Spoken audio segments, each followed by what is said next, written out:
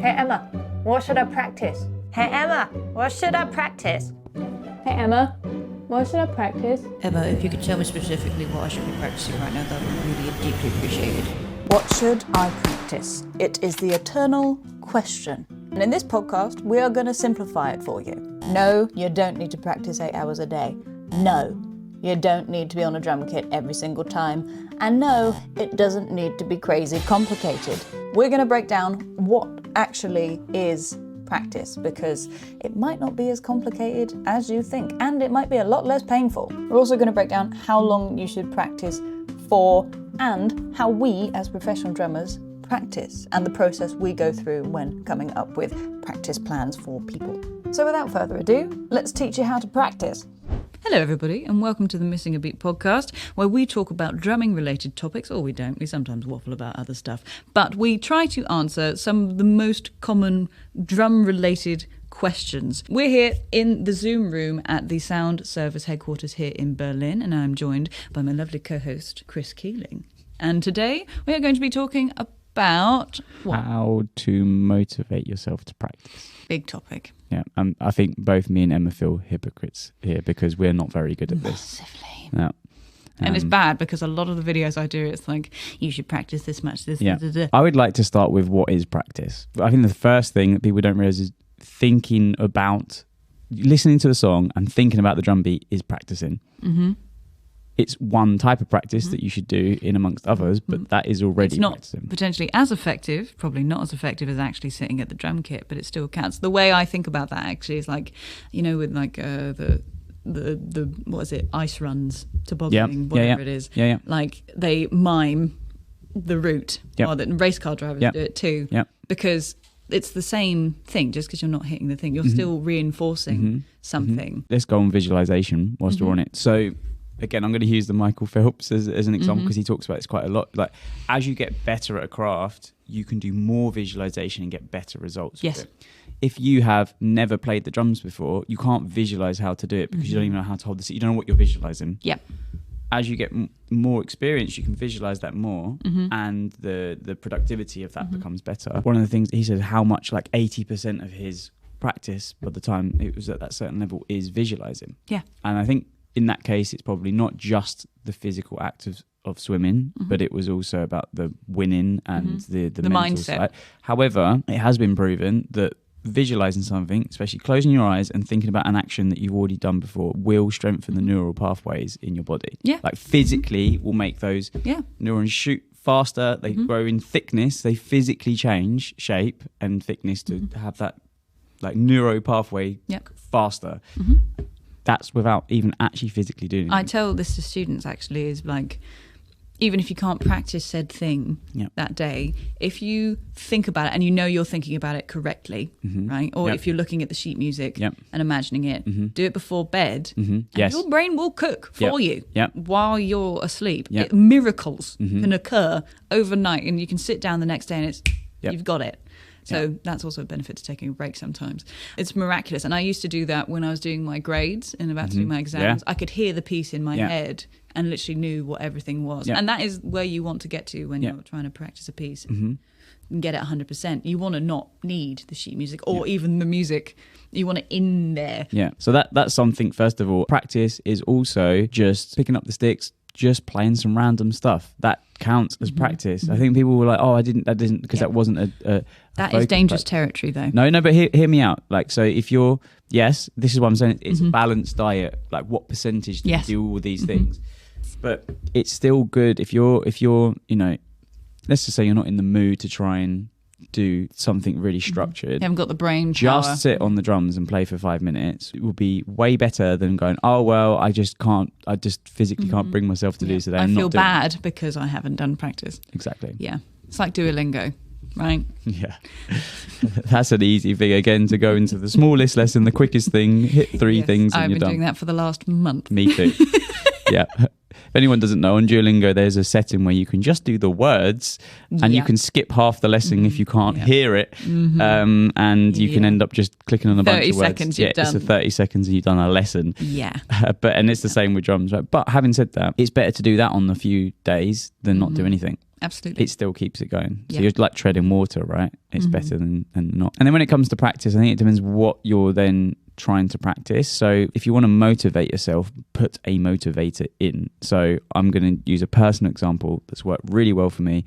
When we were in lockdown and I was like, right, I want to get back to a certain point of playing. I was like, I'm going to post every single day on social media, no matter what I practice that day, for 365 days, which was a pretty ambitious thing.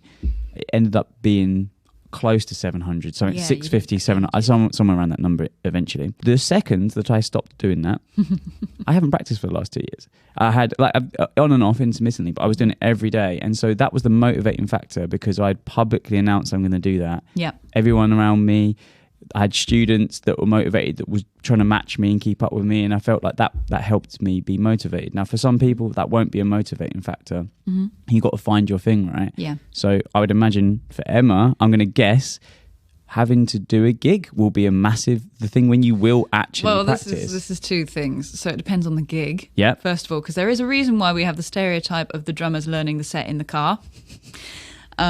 Because drums is different to other instruments. You don't have to worry about chords. Yeah. It is the blagging instrument, It is, in my opinion. But for me, again, it comes down to the visualization thing. I can write really simple charts and I don't need to play a thing. Yep. Like if I've heard the song, if I've written it out, probably don't need it. Will probably be a bit rough the first couple of times, but then you've got it. Yeah. Right? And this comes to a different point of, it depends where you're at as a player. As well. And if you're gigging regularly, some people see that as their practice, because the skill set is already there. Yeah, the coordination is already there. You're good enough to be able to play basically anything you want and express yourself on the instrument however you'd like to, and it's just a maintenance thing. Yep. And you can always improve on everything, and that's where you would sit and practice a specific thing. But that foundational level is there. Gets more and more, and the dip you see when you don't practice does this. Yeah. And you've still got all of this underneath. Whereas if you're a new player, then you're losing basically everything and you suddenly can't play in time. And that is literally our job. Yeah. So exactly. There's a major difference. Unfortunately, it's very unfair, very cruel. When you start. I've done my hours. If you're watching this video, then it's highly likely you're a person looking to make a practice plan. Good for you. And if you would like some further help in doing that, then you can download our free ebook, The Practice Plan Toolkit. It takes the process of coming up with a practice plan and simplifies it as much as humanly possible.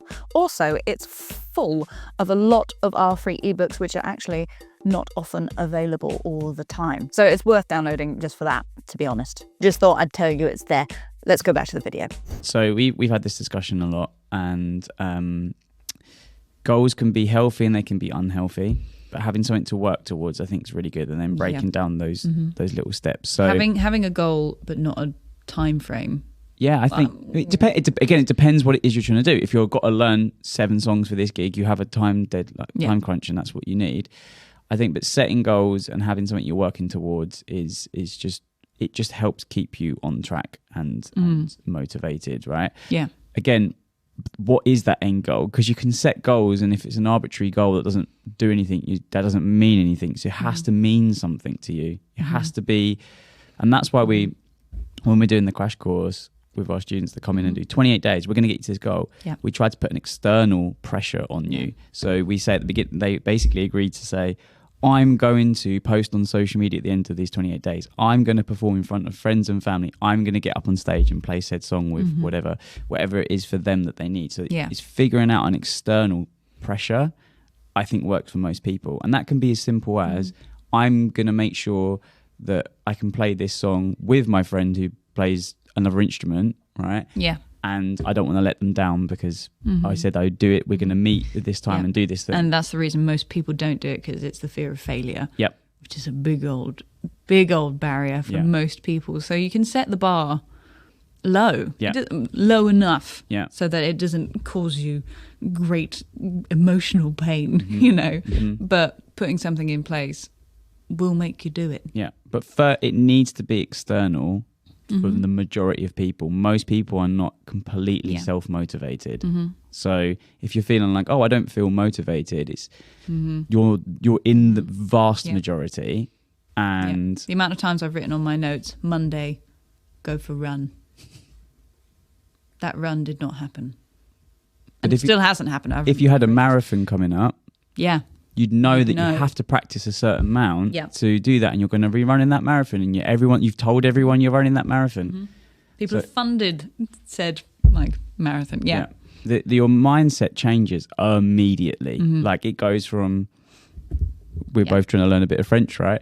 I live in France. I should know. I know I'm going to have to take a test at some point for my citizenship. Yeah. I know the 3 months leading up to that, I will be doing an insane amount every day. You'll be cramming. Yep. Yeah. And that's it. And so setting those goals is really healthy. Setting unrealistic goals that you're setting yourself up to fail is extremely unhealthy. Yeah. I have this where people try to be like, I'm going to learn 20 songs in the next 3 months and I've never played before. And it's like, I've had that with people coming in, and it's just like, okay, I'm not trying to say don't go why for this. Yeah. And also you're going to probably injure yourself because you're going to play. It's like you need to work. It's like trying to go, I'm going to lift said weight in time, and it's in 3 months. You're like, you can only lift a third of that right now. It doesn't even matter if you do 8 hours a day of this. Your muscles have got to have a certain limit on what you can achieve. Yeah. So I mean, it might be a different podcast topic, but like the big one is okay, I've got myself practicing and I've set a goal. Yeah. But what? Yeah. How long should I be practicing? There's so many questions within this. No. How long? Yeah, what? Yeah. What? Where? How? How should I structure it? Yeah. So many things. The perfect answer to that is click on the next podcast, what we've got up here, which is talking about getting a teacher or somebody that's going to hold you accountable, a practice partner, practice buddy, or somebody. Yeah. And it's talking about, are you holding yourself back if you're self-taught, if you're having that person? And if you have that person and you still don't think you're hitting your goals, maybe that person isn't the right person. And I'll say this now, I've not been the right teacher for some people. I've moved them to someone else. And for some reason, something about what that other person, and it might not even be, it just might be me at the wrong time with that, or they're too comfortable with me, or whatever it is. So this is not whether they're a good teacher or a bad teacher. Nothing to do with that. It's about whether they're getting the things from you right now that you need. Well, like the point you're making, you want to achieve, I don't know what it was you wanted to do. Like, let's say it's the gym, right? You said that you want someone to come along and basically kick you up the butt and tell you to do it, kick you out of bed and be firm, whereas other people would crumble with that and they need someone who's like, you're doing great, just do this, you know. But then maybe after 2 years of doing that, they're like, I've hit my barrier with this and I need to go up. And now whether that teacher matches with that person or not. Can they do tough love, basically? Yeah. But that's a different topic altogether. No, but that's what I'd say. Go and watch that, because that makes sense. That links in, that answers a lot of those questions. Yeah. Well, if you need more motivation, I'm literally talking to you right now. Go practice. And if you have any more questions relating to this topic, then leave them down below, or go and check out more of the videos where we may have answered said questions you might have. Other than that, have a lovely day. Big love.